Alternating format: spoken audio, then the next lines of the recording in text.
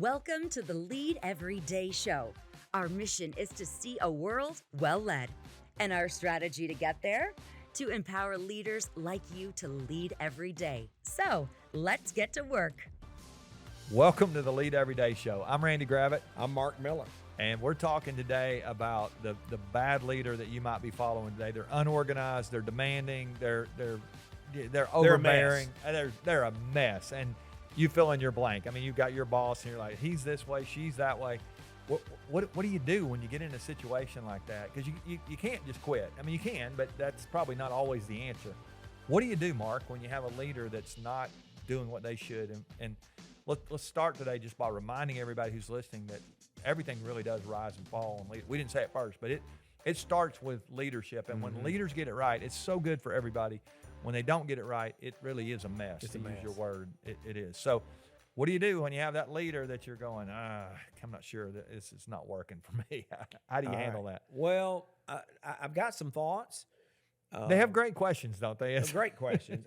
I've got a few thoughts, but let me say I have been so fortunate to have worked with and for so many amazing leaders. Yeah, me too. Now, so I want to offer that just in the spirit of full integrity. I've got some thoughts, and I've worked with a few that weren't spectacular. So this is not totally hypothetical, but generally speaking, I feel so blessed. Mm-hmm. And I've got several things. Let me just share one. You've probably got some thoughts. I found early on that I wanted to try and do everything humanly possible to make my boss successful. Now, maybe they're not even a bad boss, but that became my posture. And that includes, what are the things that he or she doesn't do well? Can I get those off of their plate onto my plate? Mm-hmm. And that was a strategy that Jimmy Collins, the former president of Chick-fil-A, said that he used with Truett Cathy, the founder. He said, I wanted to get things off of his plate that he didn't do well. Well, that's just another way to say he's trying to make Truett more successful. Yeah. And so I would start with that frame of reference. I did an event one time, and Jimmy had retired, but he was there and spoke at the same event. And one of the things I thought this was so great, he wrote a book called Creative Followership years after, I think after he left. He did. But he was at this event, and he talked, we were both talking to this group that morning, and I got to sit in on his session.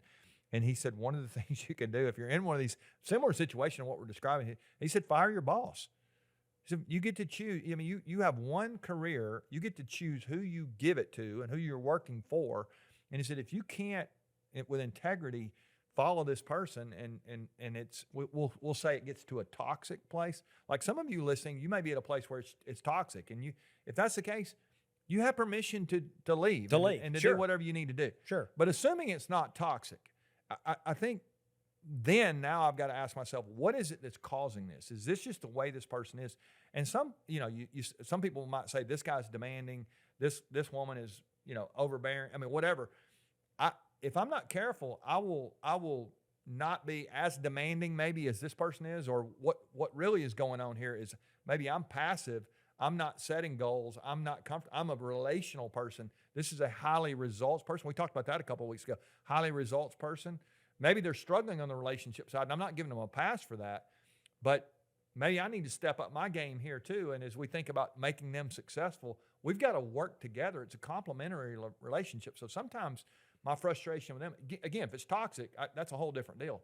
But if it's something that's just different and I'm not comfortable with it, what is it that's causing that discomfort in me? And what is it that's causing them to be this way? And maybe my performance might be affecting some of their demands. I don't know. I mean, this is a multifaceted question.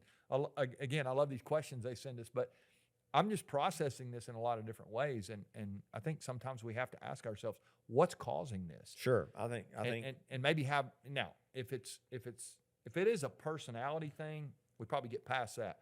If it is something beyond that, maybe it's a blind spot for my leader as well. The reason they call it a blind spot is because they can't see them, right? And so maybe one of the opportunities they have to see that is your feedback and your opportunity to share that with them. And so lot there to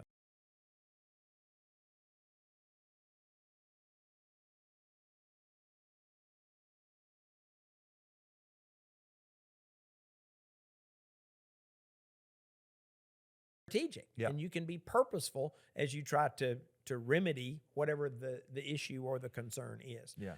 But I do have one other thought. Again, yes, people have the option of leaving, firing their boss. But if you choose to stay, I think you could learn a lot from that individual. Yeah, that's good. And maybe what you're learning is all the things that you will never do Yeah. as a leader. Well, that's a pretty valuable lesson. Yeah. You could really up your game by working for a lousy boss if you have the mindset of a student. If you've embraced lifelong learning, you can learn from anybody. Yeah.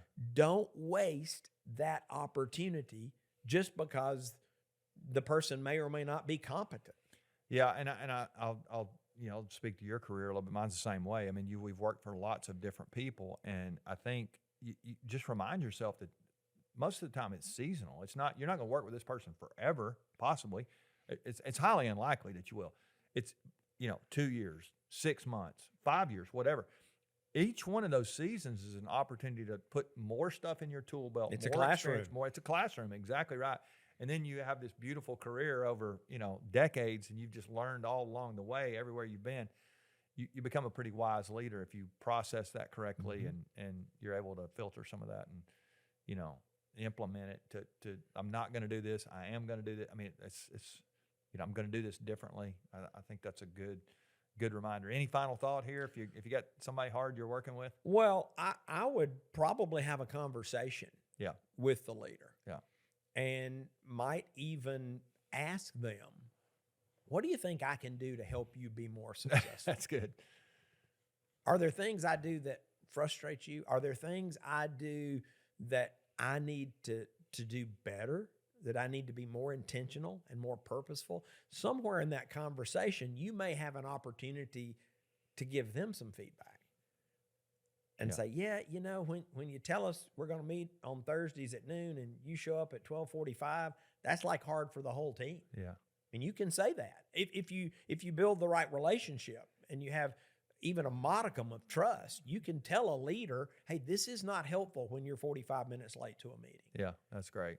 So I would not leave all of this unsaid. Yeah, that's so good. Some relationships are harder than others. Sometimes we work for somebody, it's going to be challenging.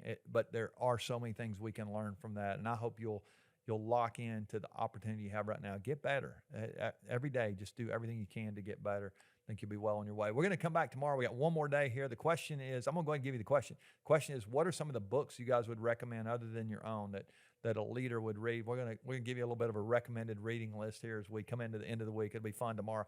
Hope you'll join us for that. Continue to share with your friends and family. If you've not left a comment or a download or a like yet, encourage you to do that. If we can help you in any other way, go to leadeveryday.com. All kind of stuff there to help you on your journey. Remember, the best leaders lead every day.